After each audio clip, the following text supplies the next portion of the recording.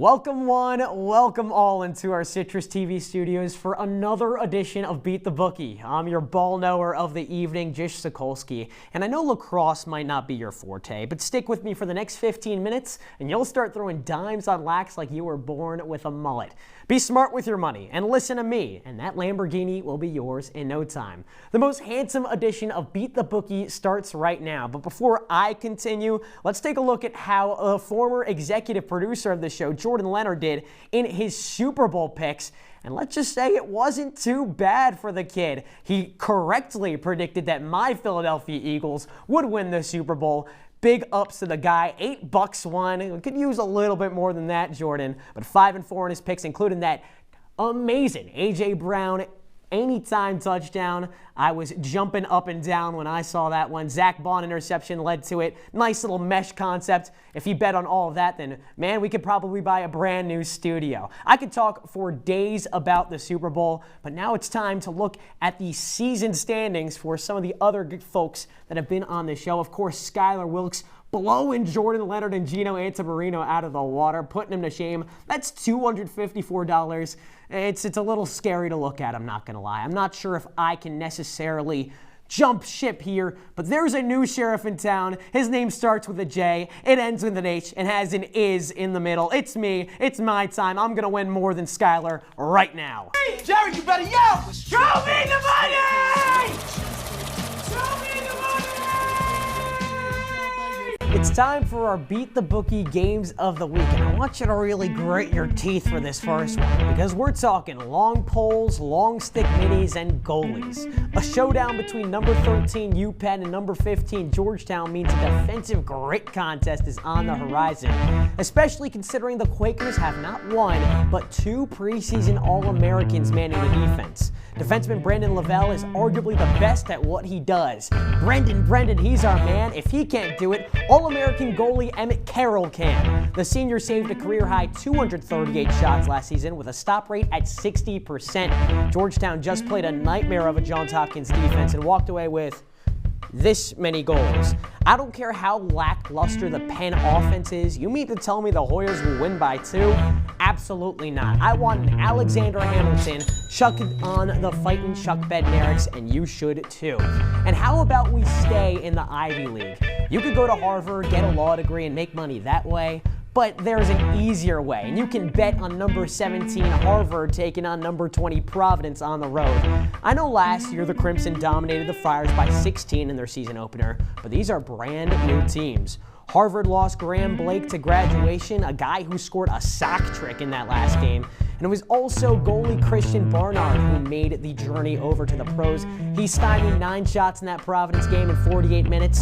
That year's Friars weren't gelled yet, something you can't say about this year's 2-0 squad. Providence dominated the second half both against Holy Cross and Bryant, including a 6-goal fourth quarter last time out. Led by all Big East honoree Ryan Bell and his 7.5 points per game, Providence has a much better chance this year.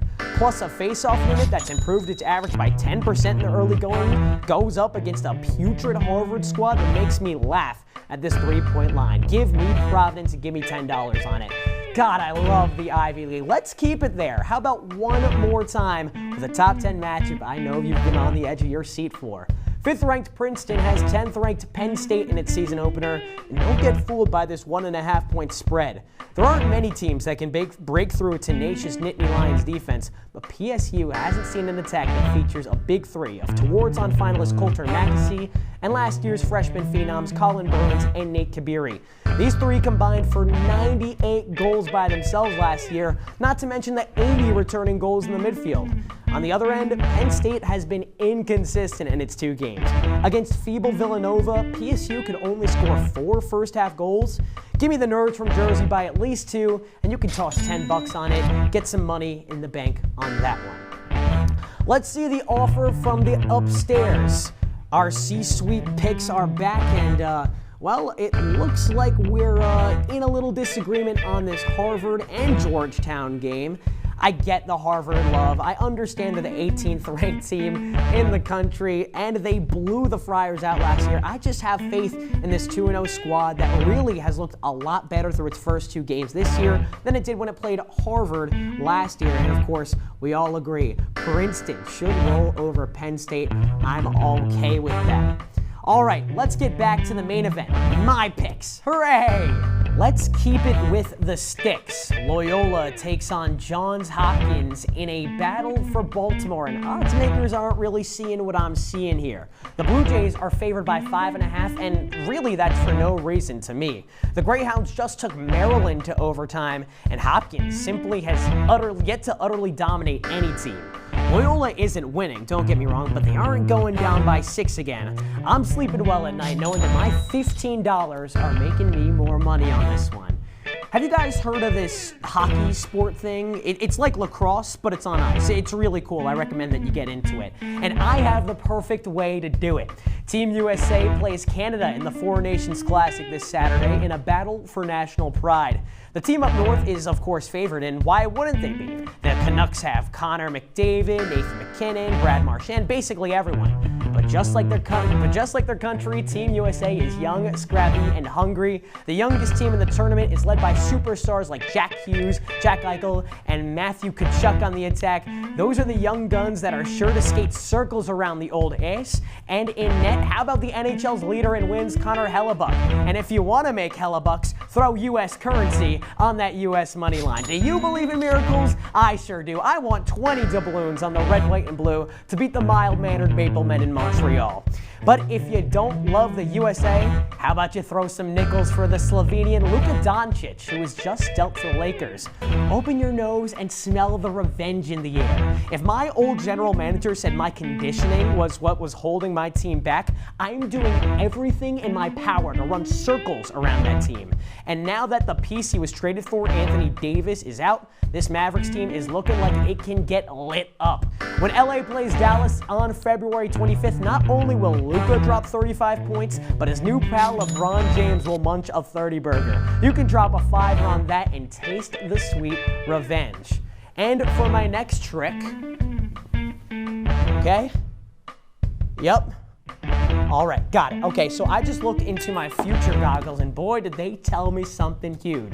They said that Johns Hopkins men lacrosse would win the Big Ten in 2025. Now, I know what you're thinking, but what about John Tillman and the Terps? What about them is their attack is gutted. They had to move stud midfielders Eric Spanos and Braden Erkstra to attack, and the results have been wildly inconsistent so far. There's simply too many moving parts for this Maryland team that, need I remind you, choked away the Big Ten last year to win it. Peter Milliman's squad, on the other hand, went 5-0 in conference play. Bring back underrated sharpshooter Hunter Chauvet and the defensive stonewall that is Scott Smith. JHU has ground its first 2 opponents down to its bones, and that kind of gritty, low-scoring play is what brings you success in the Big Ten.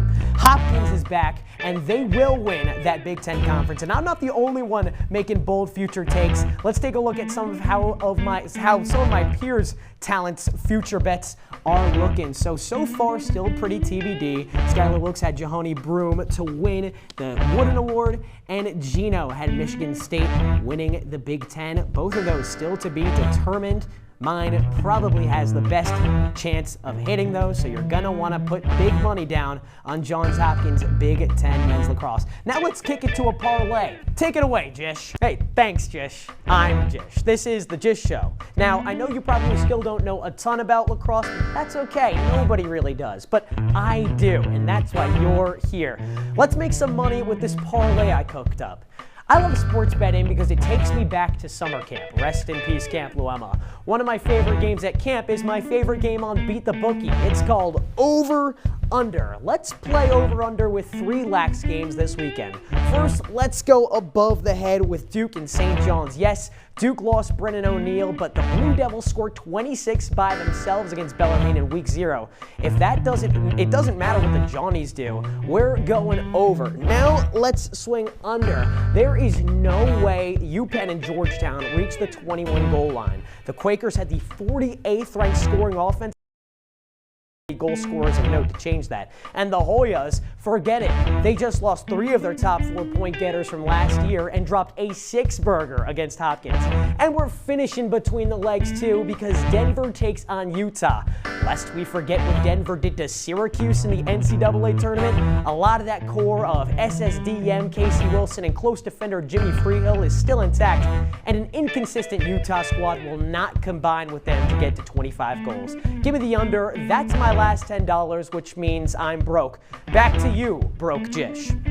If you want to win big this weekend in a sport that'll impress your buddies, take these notes down. I've got Penn, Providence, and Princeton. The Killer Peas making your $10 worth it by covering on Saturday. Plus $15 as Loyola will make it interesting against Hopkins. Team USA recreates the Miracle on Ice, $20 on that.